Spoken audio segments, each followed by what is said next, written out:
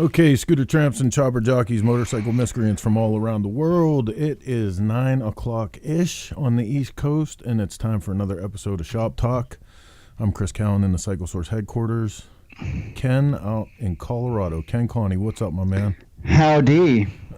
I'm headed out tomorrow morning. I know, right? First thing. You're going. I know, I can already see the pensive look on your wife's face. I know. She's like, you're going to California. You can shove it in your ear. Not even just California. You're going to David Mann Chopperfest. I am. Oh, yep. You're killing me, Ken. You're killing me, Smalls. Well, I'll send you some nice pictures. Right? Not only that, I'm going to ride up the coast to get there. Sorry.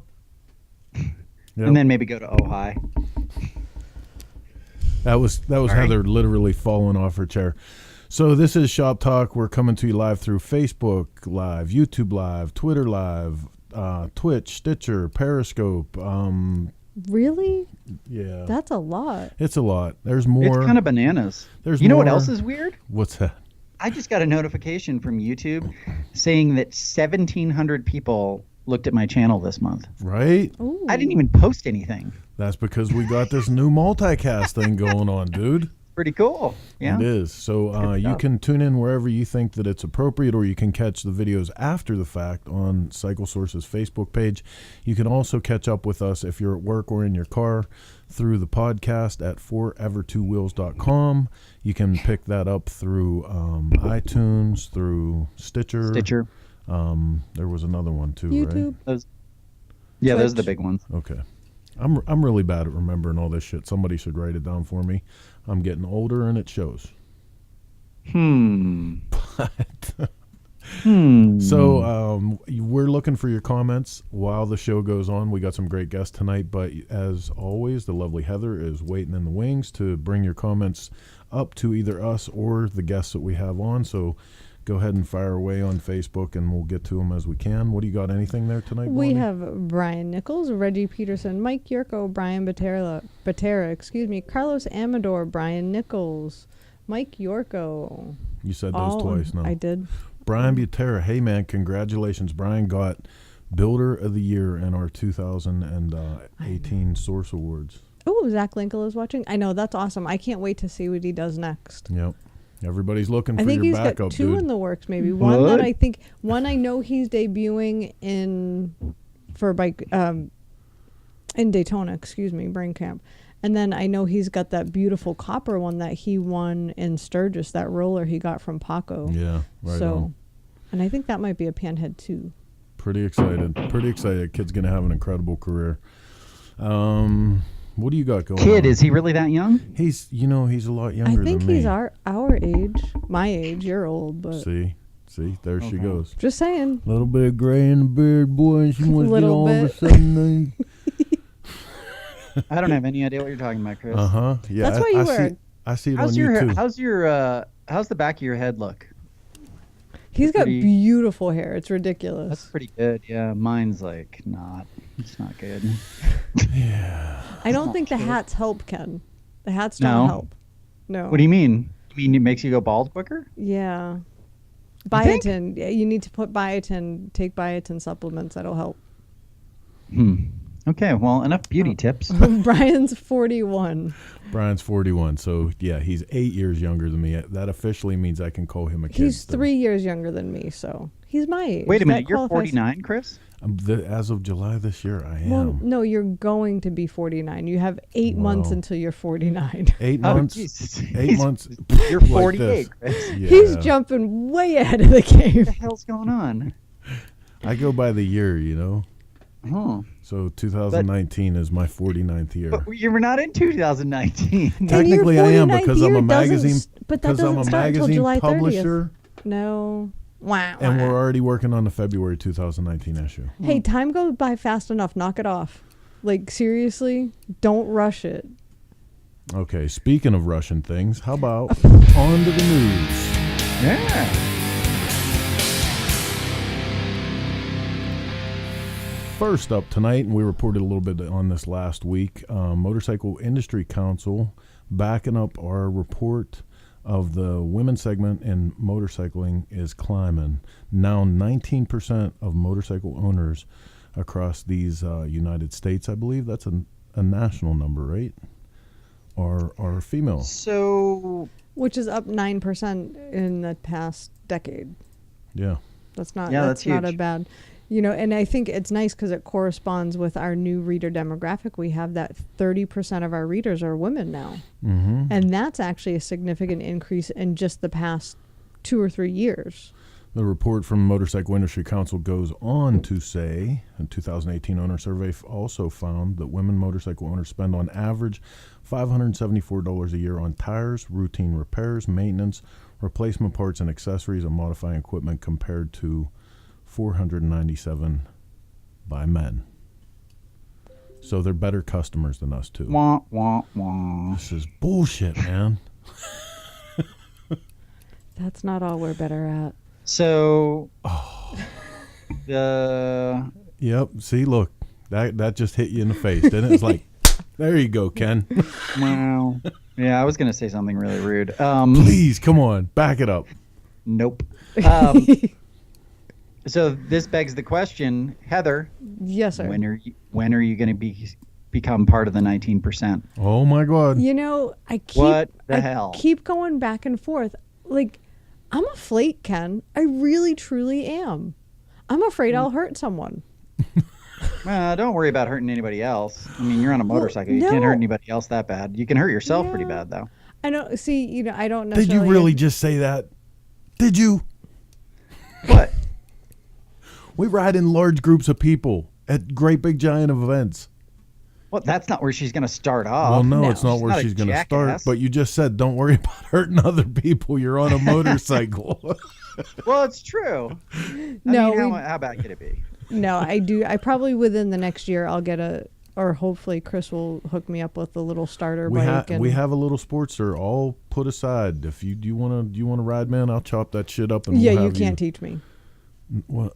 Yeah, Sorry. don't No. do that. Okay, well, You guys want to stay married, right? Yes. we're just going based off of my previous track record teaching our daughter to drive a car.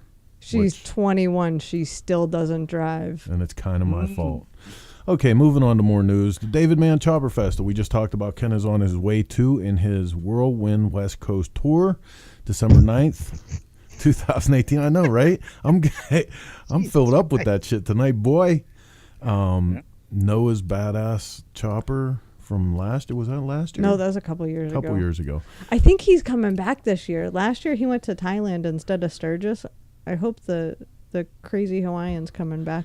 Seriously, one of our favorite events, though. We got the fortune to have the organizer, Tory, DuVarney, on with us this evening. So killer to see how the art culture part of this has really exploded over the last few years, man. Like, I think the last time I looked at the list, there was, over 30 artists on his list for people that will actually be on hand doing live art. It's awesome. We are going to be there in 2019, correct? I would really Say like it live to. on air. That way I have backup. I want to be at Chopperfest in 2019. No, you have to say we are going to be. We are going to be. Yes. See, I can be taught. So this brings us back to the fact that you guys are going to Why We Ride to the Quail, right? We are In going May. to ride to the Quail. Actually, that might be good. Then we could just stay out there, and because we have to do Realities Ride at the end of May. So we could just spend like May in I'm good with Cali, Colorado. I dig that. Yep. Yeah. Okay. You dig it the most. My wife's going. You could Oh, actually nice. meet her. Oh, that would be neat. Next up, and I almost want to put this in batshit crazy news. I think I'm going to. We haven't had batshit crazy news for a while. All right. Batshit crazy news. Ken loves that intro. This is absolutely batshit crazy news. I'm sorry I have to say it. Invest in Curtis Motorcycles. Oh, that's right. That's what this was. Right? I thought it was going to be the flying motorcycle. They're claiming it the Tesla of motorcycles. Curtis formed to lead the growing premium all electric motorcycle market. Okay, so first of all, let me take a great big giant breath and say, to lead the premium electric motorcycle market. There isn't anything but Yeah. the premium electric motorcycle market. Well, I guess 0 isn't premium. No, 0 is nothing. You mean No, you- Zero Motorcycles. Stop. No, but seriously, man, we're just starting to develop an electric motorcycle market at all. Like, I'm still seeing more city bikes tied to lampposts than I am electric motorcycles around town. So to come out and say that, yeah, but would you please?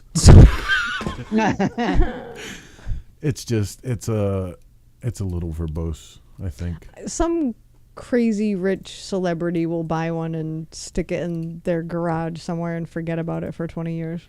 Well, you could be that rich celebrity at $130,774. You can. No, I think that's what the We Fund Me is at. Oh, okay. So what's it say here? 130 raised of the 1,070,000 maximum target. See, now it makes sense. So how much is it going to sell for? We don't know. But Ken said he would actually like to have Matt Chambers on the show. I would. So That guy's, what did I say? What was the word I used? do you need me to play the intro again? Was it batshit crazy? It was something like batshit crazy. Robert Pandia said, don't forget Mission, Moors, and Energica Superbikes. Oh, yeah. Yeah, there's a ton of them out there, but nobody's going to do it like Harley. Sorry, Robert. In my opinion, because nobody has the resources like they do. And I think that, by them getting into the electric market, it's going to really energize the market. We're going to talk to Robert about it later, but I think the other piece to that is electric bicycles. That's something that's really gone up in popularity, and Rad Bikes just sent me one, and dude, you got to get on one of these things. Especially after they got out from underneath the stigma of the whole cheating in Tour de France. And yeah, I mean, like as a campground cruiser, that thing could be fantastic. I just totally blew that off. I know. But so much fun. Like, just good, clean fun. Good, clean, wholesome fun, Chris. Yep. Mm-hmm. Oh, yeah. So real quick, I want to remind you both that for the second week in a row, we're on YouTube Live and people are actually watching us. So right on. Where are they from? Let's say hey. I'm still trying to figure out how to figure that part out. I just see that people are watching. So hi. God damn you. Hey, I'm trying to do a damn magazine here too. It's a process. Oh yeah, that's right. It's a process. Like if this were all we did, that would be amazing. That would be amazing. Kind of boring, but amazing. Okay, more news. I'm done with that. Okay, I'm done with Curtis as well. Go sign up, guys. They say that the future equity is going to be $11.6 million. So they're basically saying if they raise $1 million, that your stocks are going to be worth 10 times that right when you get them. Since I watch Shark Tank. I am not saying that. Since I watch Shark Tank from time to time. I am not saying that. I'm gonna have to pull the what is your valuation based on card. Yeah. Wow. Okay, so it should be mentioned here for people who don't have their head in the industry all the time. When we talked about Matt Chambers of this new exciting proposition. That's the one and the same from the Confederate motorcycle, right? Mm-hmm. Correct. So, which, dude, I wanted a Hellcat so bad when they came out, like in whatever it was, 90s. I was like, that bike looks fun. And then I rode one. Did you ride one of those things? No, but there was a time where I wanted zebra stripe spandex pants. So I can say that sometimes things hit you, and at first it sounds great, but then you're like, it's spandex. How many pairs of leather pants do you have, Chris? None. I did used to have a pair of those, yeah. Yep. Robert says the valuation is based on hopes and prayers. The old H&P. Yeah, the old H&P. H&P 500. Yeah. Not to be confused with Standard & Poor's. Yeah. Oh, Jesus. So, moving on to other interesting things from the motorcycle world, BST, flat track carbon fiber wheels, just announced. Excuse me? Somebody's writing stuff. Okay, wait a minute. No. Over to the peanut gallery. No, you got to share it with the whole group. No, this is part of being live. No, because it would not be very kind of me to say. No, I know nothing about this product, but when you said BST, the first thing that popped into my head was big stupid tires. Okay. See, that's why I said. It has Sometimes nothing to it do is with best to tires. just keep it to yourself, Heather. Okay. I tried. So moving on. BST flat track carbon fiber wheels. So Out of South Africa. is that really out of South Africa? Yeah, they're out of South Africa. You know, it's funny. This made me think about the fact that there's a real opportunity if somebody wanted to make carbon fiber wheels right here in the good old United States. All you need is like a 5 billion pound press and a vacuum. Yeah, it's an insane amount of work, but And could be, I suppose. I was disappointed in pre-show when we were looking at this stuff.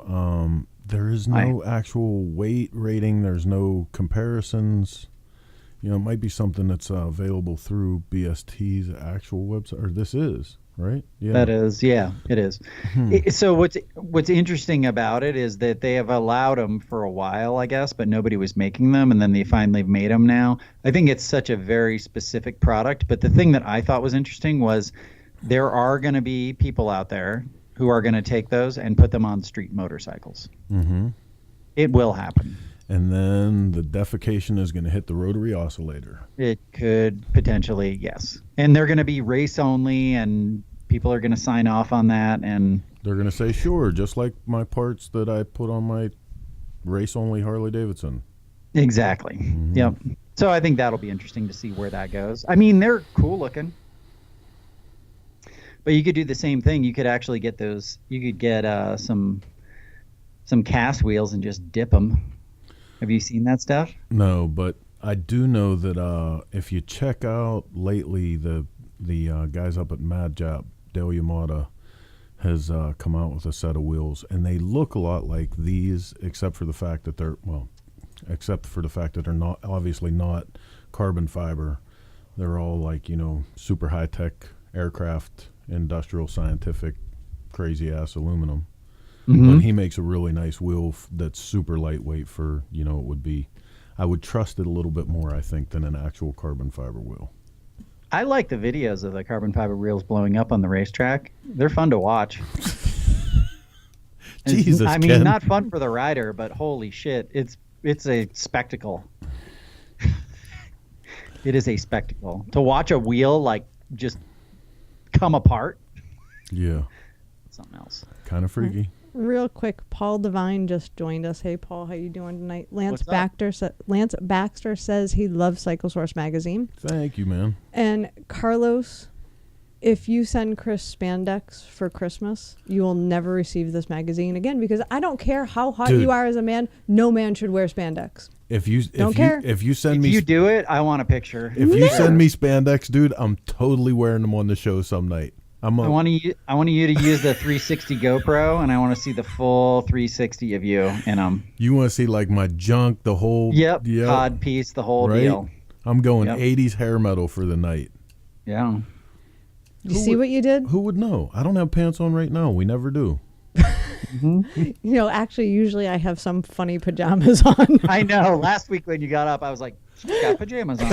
They have spooky on them or something. Huh. Oh my God. So listen, I have to tell you something off topic real quick. Let's get out of the news and get into the news.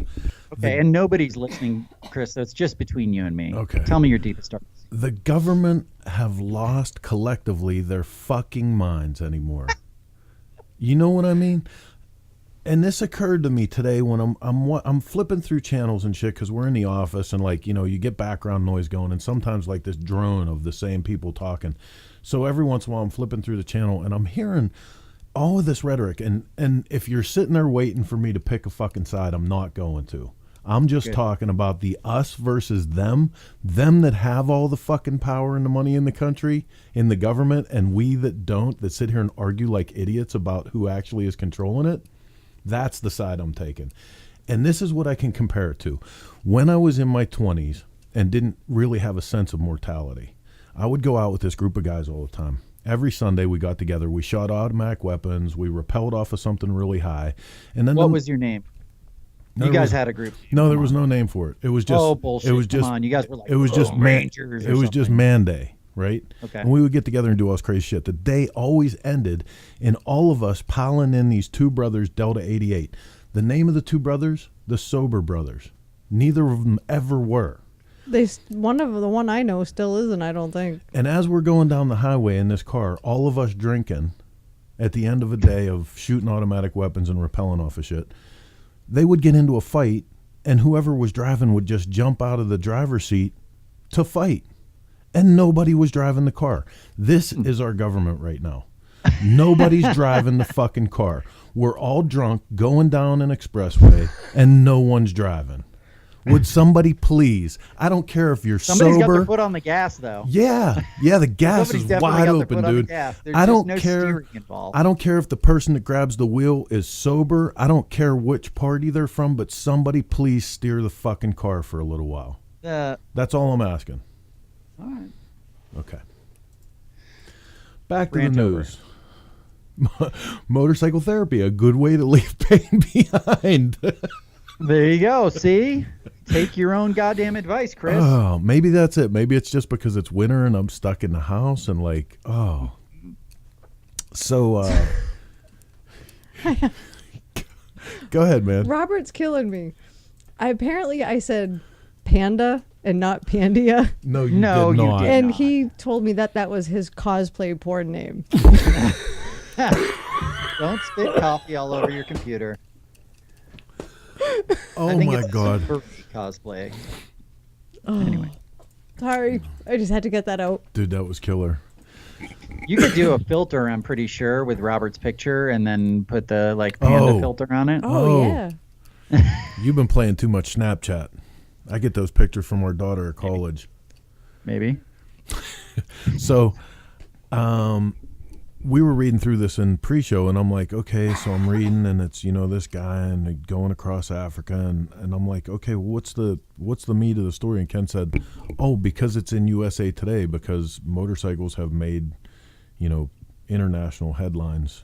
Well, we're rarely in the mainstream media. There have been times for sure, but it seems like specifically USA Today has been covering motorcycling, two wheels, etc. more. Mm-hmm. And my guess would be because there's somebody there who's genuinely interested in motorcycles. Right. So anyways, I thought it was cool to see that in the mainstream media once again, because that's what it's going to take. You've heard me talk about the fact that I've got this script that's basically the motorcycle version of the Karate Kid that needs to be made, even if it's not that. Somebody needs to make something about motorcycles that will reinvigorate the general population about motorcycles. I agree. Just like Bumblebee is going to reinvigorate people's interest in freaking VW bugs, and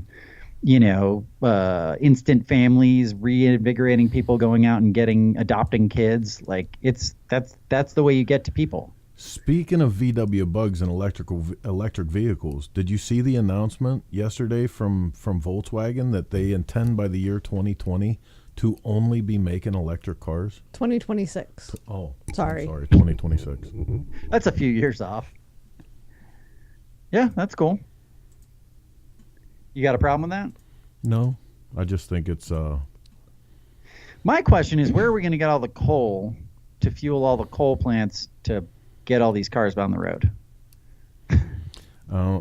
West Virginia is super happy about that. Like the fact that the coal mines are rocking again, they're super happy about it. But you're right, and I mean, there's all kinds of questions about it, dude. There's not a real infrastructure in place for that kind of distribution of electrical vehicles. We're not there yet. And even if it is 2026 rather than 2020, I don't know that there's that much time to build that infrastructure. Dude, think about what was happening. If they can make them affordable. Think about what was happening 8 years ago, Chris. Yeah, 8 years ago. 2010, holy shit. Right? That's so different. Wait. 8 years ago. We would never be doing what we're doing right now. And at the same time, let's include the federal government. 8 years ago, they were talking about fixing the interstate system in the United States, that the roads had become They got to piss poor condition, and it was time for us to reinvest in infrastructure. Right? Just now they're starting to fix the roads. So yeah, I agree that a lot of things can happen in a really short amount of time when it involves this level of the federal government and that much cooperation across, from the hippies to the freaks. Like, good luck with that. Yeah. Yeah, I guess it's true. I don't know.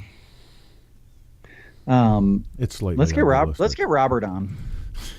This conversation would be way more fun with him. You're just looking for somebody to help you out. Take your side, damn it. Well, I have to brag. I have a little fan club going on here tonight, guys. It's awesome. Do you? I do. Did they tell you how lovely your hair looks? Yeah. What are they saying? It's my hair. My hair apparently is a hit tonight. I agree. She looks amazing. Ooh. And her hair was perfect. And Tom, it's not a secret when you post it on Facebook. I'm sorry. Yeah.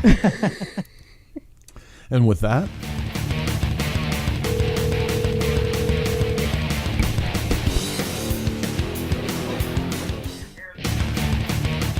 Fellas, Robert, what's up, buddy? Hi. how's it going, everybody? Good, man. You're live on the air with ShopTalk. I just need all you guys to shut up, and we just need a picture of Heather's hair on the screen for a little while. Come on. All can you right, zoom listen. in on that? Now, I think that this is a significant deflection point in the direction of this show. That's what I'm saying. Oh, yeah. It's like the follicle fury or something. I don't know. There's going to be something coming. I up. was born That's- with it. I can't help it. Oh, see, that's even more adorable. I was born this way. How y'all doing? Good, man. How are you? I'm great, thanks. Thanks for having me on tonight. I'm right. I had a great time with you guys a couple of months back, and I really do appreciate it. Thanks very much. No, man, we're super excited about the stuff you're doing with IMS this year. And when we got the news brief across about what you were doing, we wanted to give you a couple shows to get it in in grasp, underfoot, before we talk to you about it. So tell everybody a little bit about what the program is, and then we're going to get into how the first two shows went.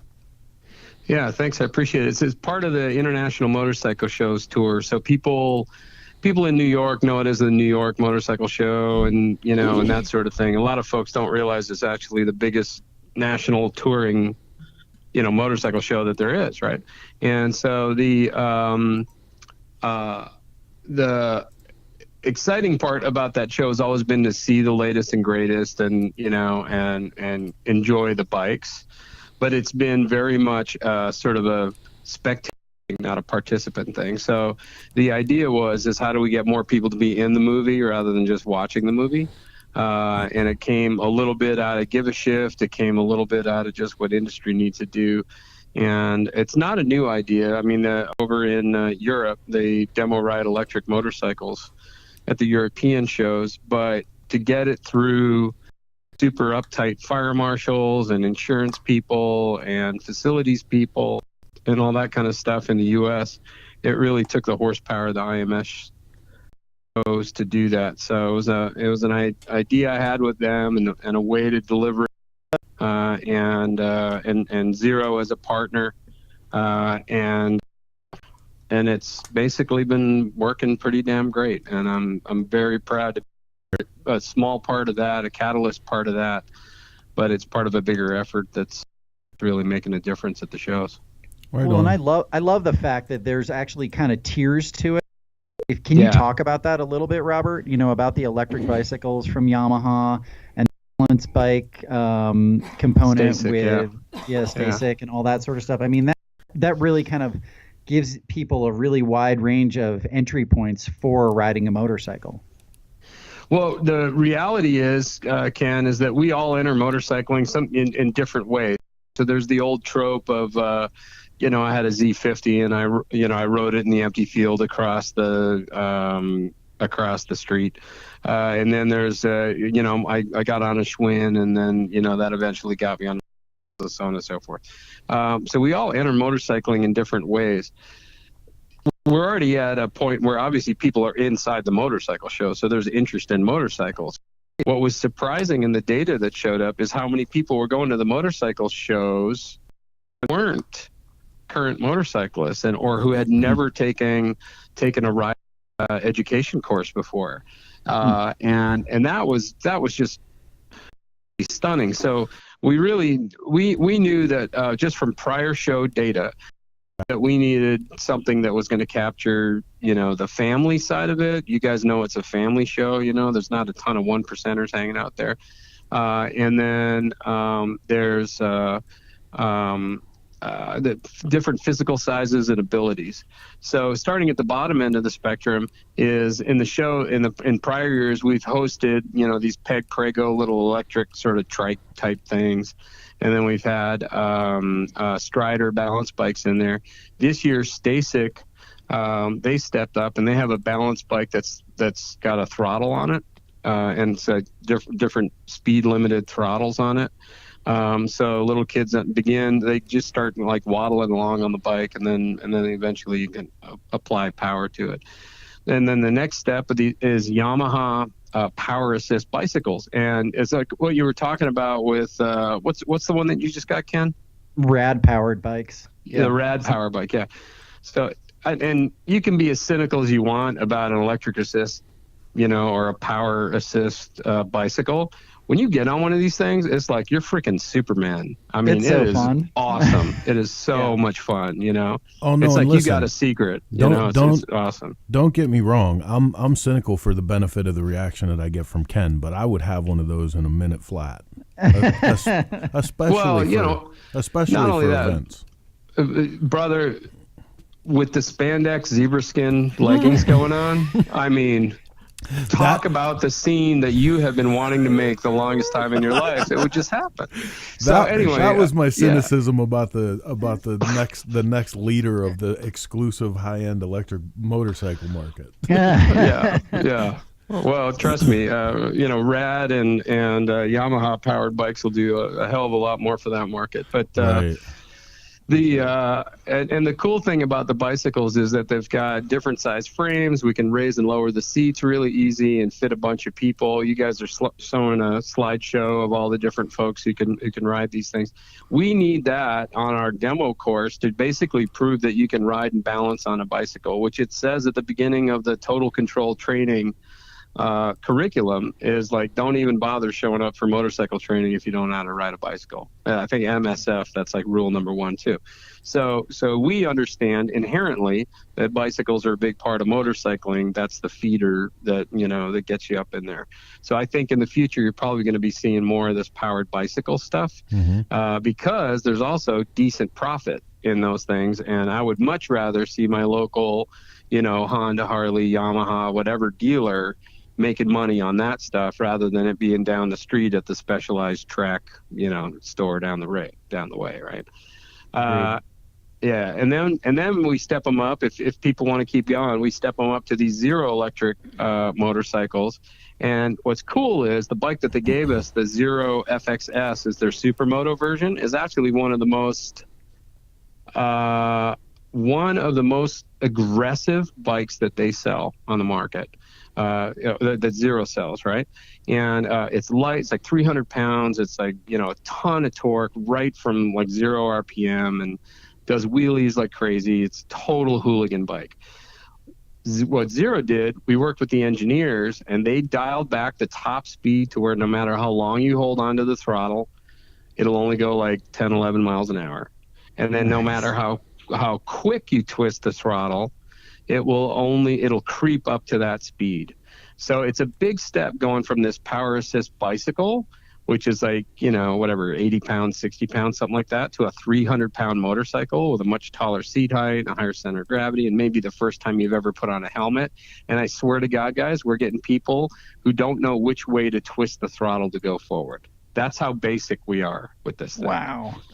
Yeah, this is pre-MSF, pre-total control. That's where we're at. And I got to give all kinds of credit to the total control training guys because they're killing it. We've got the curriculum dialed down to 3 major things you're going to learn: how to go, how to slow, and where to look. And all we're doing is taking left-hand turns, like mini flat track kind of thing.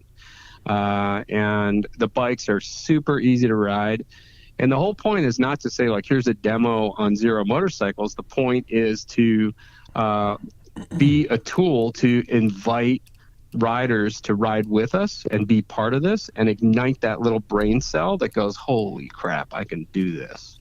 And that's exactly the data we're seeing coming out of this thing. It's awesome. Yeah, that's great stuff. I mean, I think that it's so important, but I wonder, how do we get, I'm always thinking bigger, how do we get that to the masses, like to even more people? How do we get dealers? I've had two how do we get shows. dealers? Jeez. What's that? I don't think he means you personally, baby. Oh, okay. All right. No, Yeah. it's just Not me. it's such a great concept, and it's actually making a difference right off the bat. Yeah. How do you bring it to the masses? What's like it needs to be out there. So what we're doing with this program, and I invite anybody to come to the IMS show. I don't care how cynical you are. It's the coolest thing that's going on in the off season, especially as we hit. We got a show in Dallas right after New Year's, and then all the rest of the shows are on the east side of the Mississippi. So it's not exactly riding weather in Northeast land. So between Bob K's custom bike stuff going on, and and the OEM displays that are there and the vendors that are there, it's great stuff. But as an experienced rider, I challenge this is along the lines of the AMA's Plus One initiative, which I really like, is to bring somebody to the show who doesn't ride and introduce them to riding, hand them over to us. We'll put them on these speed restricted bikes. Meanwhile, the guy who's like super into motorcycles and thinks he knows everything can go over to the Zero that's on a dyno. And Chris Tice from SDL is going to teach you how to do wheelies on an unrestricted Zero. And it's total activation going in there. Harley's got a bike strapped down to a rolling stand to teach people how to shift. Yamaha's got an FZ07 right next to it doing the same thing. So the flavor of the show has changed. And as I say in the press presentation when I get a chance to do it, the opportunity in this show is not necessarily to talk to the 97% of people who don't ride motorcycles. It's to empower the 3% of us who do, to get us to 4%. And if we have a 33% increase in market that way, everybody's going to be fat and happy. That's what we're doing. Sure.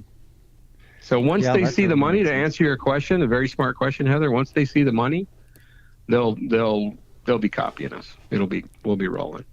Well, dude, I think the reason that we have you on the show tonight is to talk about this because, there's been the Strider bike initiatives and everybody's talking a pretty good game about the new rider initiatives.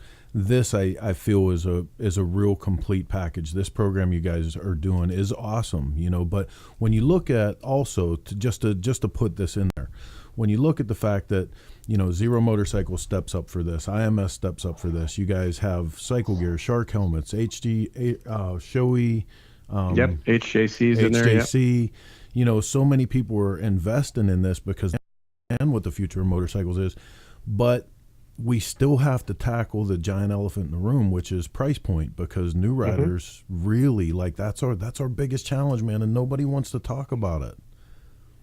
You know what? I got to tell you, I disagree with you a little bit, okay? Because I was at both of the press days in Long Beach and New York, and there were two themes coming out of those press days that the journalists and I talked about, and one was tech and and power and all the stuff that we're kind of used to, getting excited about. Literally, the other half of the press stuff could be wrapped up in one word, and it was like approachability. Because Suzuki's talking about a GSX 250R, and here's Royal Enfield with a cool looking 650 twin for $6,000. $6,000, come on, man! A big Honda scooter is $6,000, right? And so it's amazing that there is approachability out there, and I really honestly think it's on us as enthusiasts to help show that those vehicles are cool. Yeah, two wheels and a motor. I could show you in 2 seconds on the internet a really cool looking Rat TW200 out of Japan, where the most cynical motorcycle guy is going to go like, man, that thing looks like fun. I'd like to have that to cruise around, the Buffalo Chip, right? And it's two wheels and a motor. That's what we love. And there's never been more approachable motorcycles on the market. And I think that's just going to continue on for a little while. I'm convinced of that. Well, and I think one of the things, and this is probably more of what Chris is getting at, is the two, the two major American manufacturers, they neither of them have anything that is even remotely near $6,000. Oh, and even beyond that, just so I can be clear about that, because I get confused a lot of time as a Harley purist. I have many, many different brands of motorcycle. Yeah. I am a well-rounded motorcyclist, so I appreciate all brands. And I'm going to tell you, my college daughter, who is at the age that is the target market that we're talking about with these initiatives, and my college daughter isn't even at a place where she could consider the Triumph Bobber. You know what I mean? Like, I think at our age, this is my disagreement with that. At our age, we forget what the economy of a younger person is like. And they're just not reachable at the price point that we have a lot of these motorcycles. That one from Japan, probably. Yeah. I mean, $200 a month, I think people can manage, I think people can manage a $200 payment a month. I say, I live near University of Texas campus, and man, you can't drive past that campus without tripping over a Honda Ruckus or a Grom. Yeah. And, I mean, those things are out there.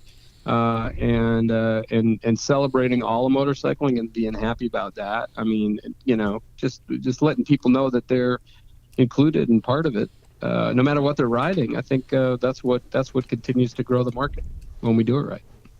Yeah, I agree. I think that's what's important. I think it's cool that, out of all the manufacturers that Zero stepped up. How did that happen? That's a great credit to those guys. I've been friends with Mike Cunningham, who's their national sales manager from our days at Piaggio when I worked with the Piaggio group and Aprilia and all that. And so in talking about this idea, I was like, there's no way we can do this with gas bikes, right? We got gasoline inside a building, hot exhaust, all that. There's no way a fire marshal is going to approve that. With and 100% brand new riders, by the way. And so it had to be electric. So in talking to Mike about this idea, and then him taking that internally and working with his staff, and then a gentleman named Mike Osick, who you guys might know as a sales manager over at IMS, he really took the bit in his teeth once he saw this vision, and it was approved by marketing and the whole team over at IMS. And worked out a deal with Zero in order to make this work. Because guys, we're carpeting a 300-foot long track. Do you realize how much? All right, I mean, inside a show, just for anybody in the industry who's paid for a 20 by 20 booth, yeah, right? Yeah, just let's start figuring out the dollars on that. The freaking barricades in New York, just the barricades so bikes can't punch through into the crowd, those were $20,000. So that's the level of investment that I am into new riders. And here's the thing about it, is that even if somebody's like, there's tons of people who like a Harley t-shirt on, they've never ridden an electric bike before, Harley's making all the noise, here's a chance thing, right? And other examples like women who had only ridden of a motorcycle that always wanted to operate one, and this program gave them a chance on the powered bicycles, and then get on the Zero. And we literally are seeing people get off of their motorcycles. Lee from Helmet House, I don't know if you guys know her, but Lee came up to me at the Long Beach show, and she's like, I don't know what you're doing, but I'm having people walk up to me, go like, yeah, I just got off the Zero demo and I want to sign up for rider school, so helmet. Nice. They're making that connection. And right within the show, these programs, this demo program and what we're doing in the training and everything is positively and fundamentally affecting motorcycling. And so I think that, as we go through this season, there are going to be people who want to just like copy this and want to do that. The IMS and the team are so far ahead. We've got other stuff, planned, other brands that can be part of this and ways to expand this. I mean, imagine in 2-3 years time where we're having like the indoor electric trials competition upstairs at the Javits, followed by the world, electric flat track competition. Who knows? And it's unbelievable the stuff that this can grow into, and it's only going to continue to feed the fact that you can park your electric motorcycle right next to your 2026 electric Volkswagen. Let's talk numbers real quick, Robert. Can you tell us some of the numbers of people that came through? Yeah, all right. So we've had 2 shows on this program, Long Beach and New York, as we've been saying, and within those 2 shows, here's some raw numbers for you, right? 2,265 adults participated, 483 kids. Out of the adults, that's 483 kids on the STACYC alone, right?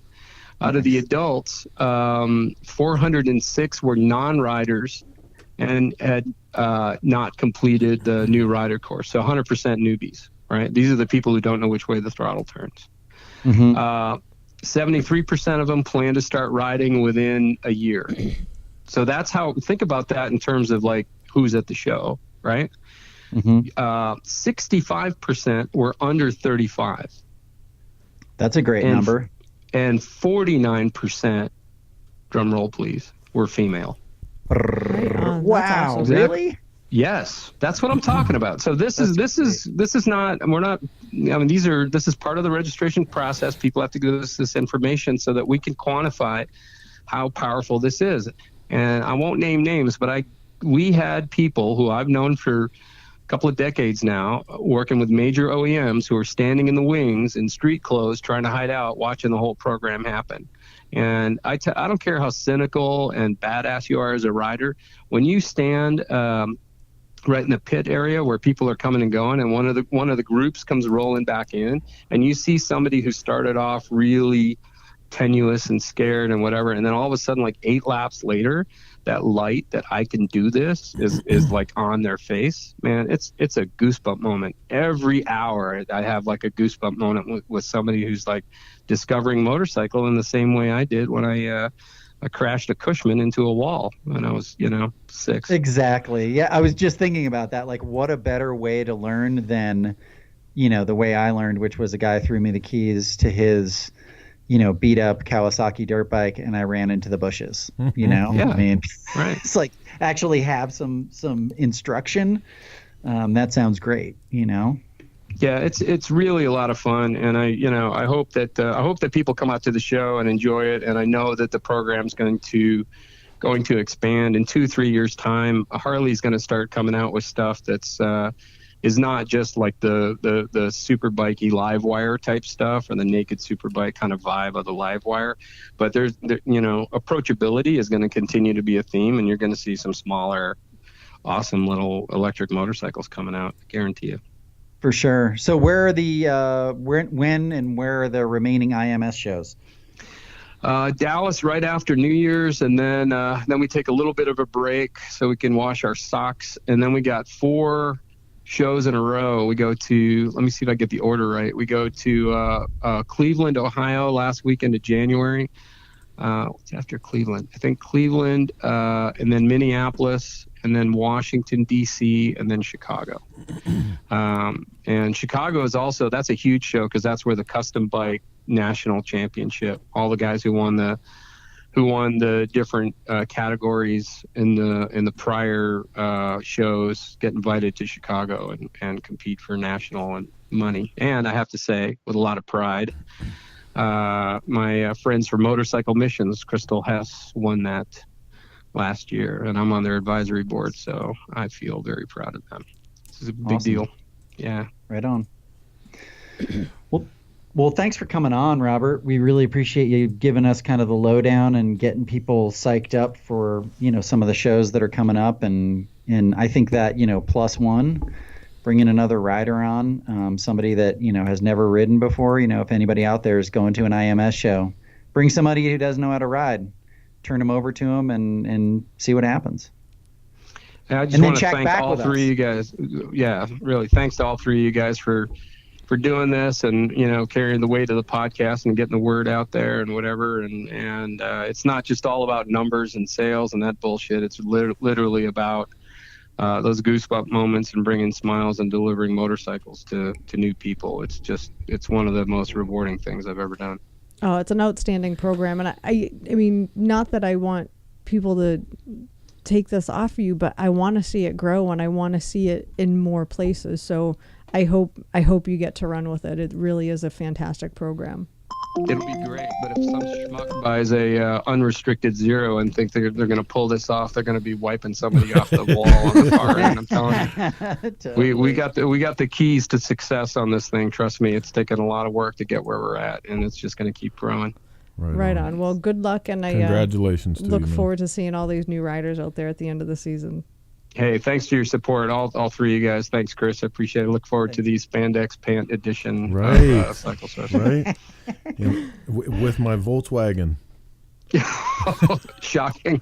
If you wear leopard skin, it's like contour mapping, So don't do the photo shoot on a cold day.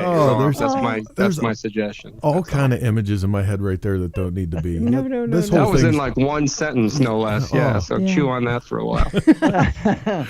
All right, man. Well, good luck to you for the rest of the tour, and thanks again for taking some time with us. Thanks, guys. We'll see you on the road. Appreciate it. Bye. So I see what he's referring to, Heather. In the show notes up top, it says tonight's guests are Robert Panda. I fixed it. No, I fixed it. Did you? Oh yeah. Oh, did you? Yep, I fixed it. Oh, it's not fixed on mine. That's so great that he referred to cosplay. Amelia's gonna love it. I know. Our kid doesn't watch our show. My mother watches our show. My oldest son watches the show. The kid that writes for us and works for us, she doesn't watch the show. Killer, what are you doing? She's adulting. It's finals week. Leave Killer alone. She's a little homicidal right now. Oh, the poor girl. She called last night. And I think a lot of people on here actually know Killer because she started with the magazine 5 years ago. She called last night from school and she wanted to see the Christmas decorations. And this poor girl burst out into tears. She broke my heart. Yep. Aww. She wanted to be home for Christmas decorations. It was the first year that she wasn't here doing that. She was so upset. That's not fun. What about social media? How we doing over there? Let's see. Oh, your cousin is in the house all the way from California. We have Barclay Smashy and Carlos broke his finger. Jesus, a lot of that expletives. Guy has bad luck. So I hope it's okay, Carlos. Becky Nichols, hopefully they answered your question for you. Yeah, he did. He went over the tour dates. Rob L. Tigre. Rob says, is going back to the younger generation, they don't seem to be brand loyal, or so it seems. The younger crowd doesn't care who made what. That's true. We saw a report today. American cheese crippled. The industry that's responsible for American cheese crippled by the millennials. There was like a whole list of products that millennials have literally turned on their ear because of beer. Beer. They say millennials drink way more wine than beer, and beer sales are plummeting. Well, they're drinking all that fancy beer. Yep. Carlos says he wishes they had a big show in Colorado, not the expo in January. They need a good show in the summer with camping and stuff. Carlos, Chris and I are actually coming out to Reality's Ride in Fort Collins in May, and we're going to do a bike game and bike rodeo, so you'll catch us there. Bike games are bike rodeo. Oh, bike show. Bike show and bike rodeo. Show. There you go. Jeez. Kuda is watching. Kuda, what's up, boy? Anne and John, I cannot say your last name. Sorry. Charlie Ransom, Brenda and Jack DeGazio, Diane Fitzsimmons, which probably means Jack Shit's watching. Hi, folks.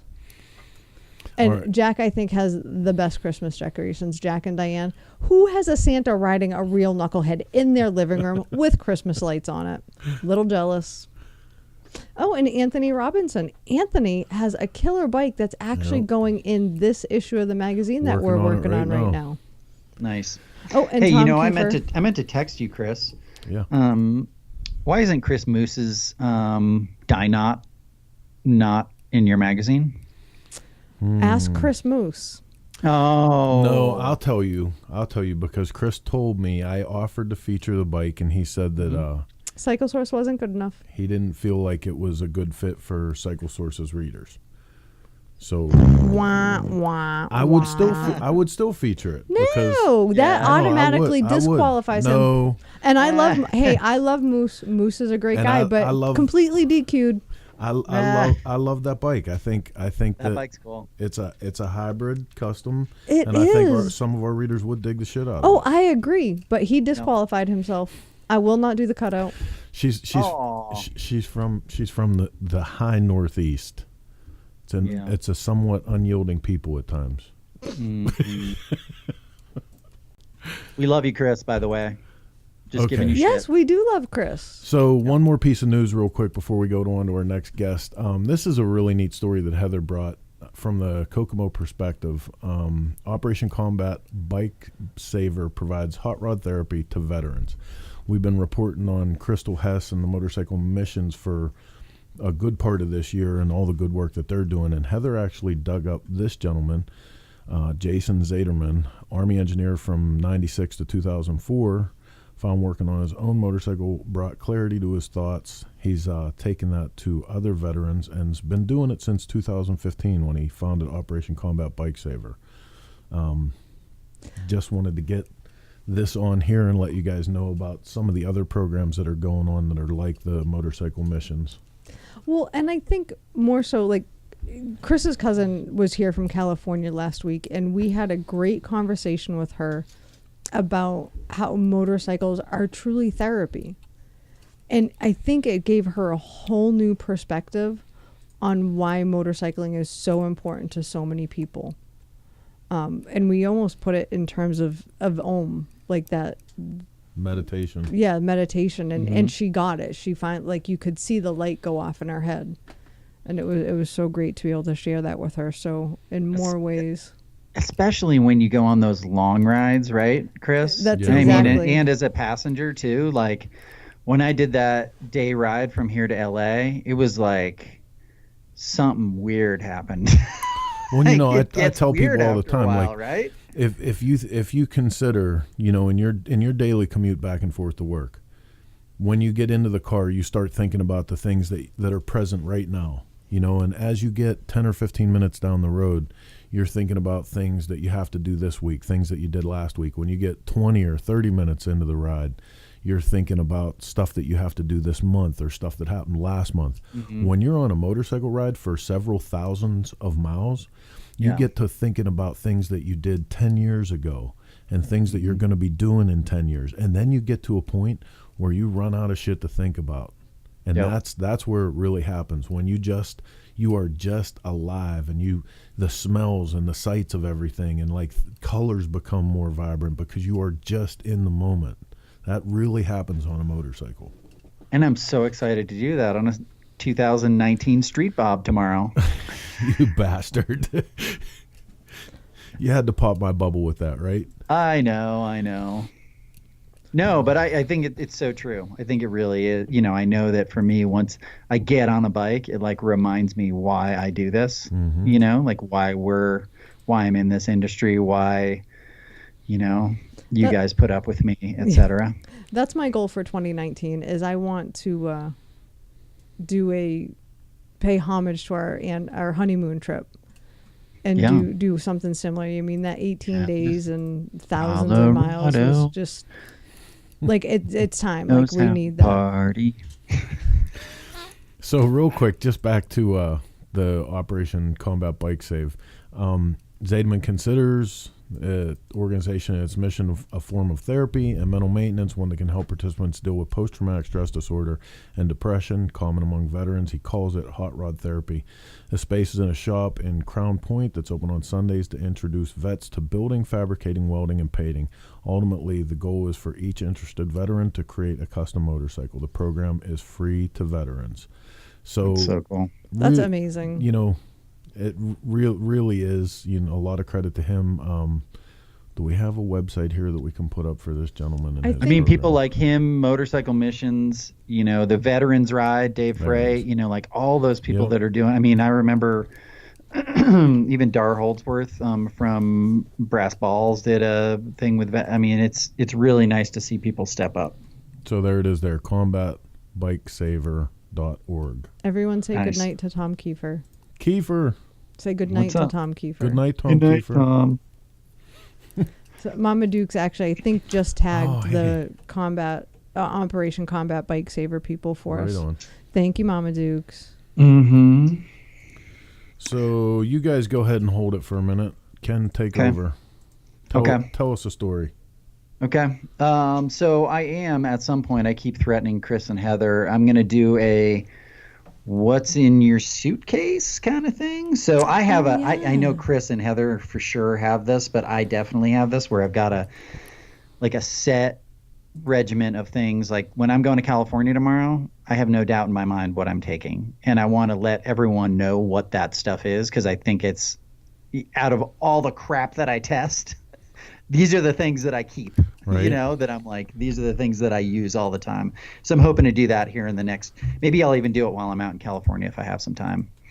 I think that's a great idea. Well, And one it's of the all stuff things- that's been in the magazine thus far.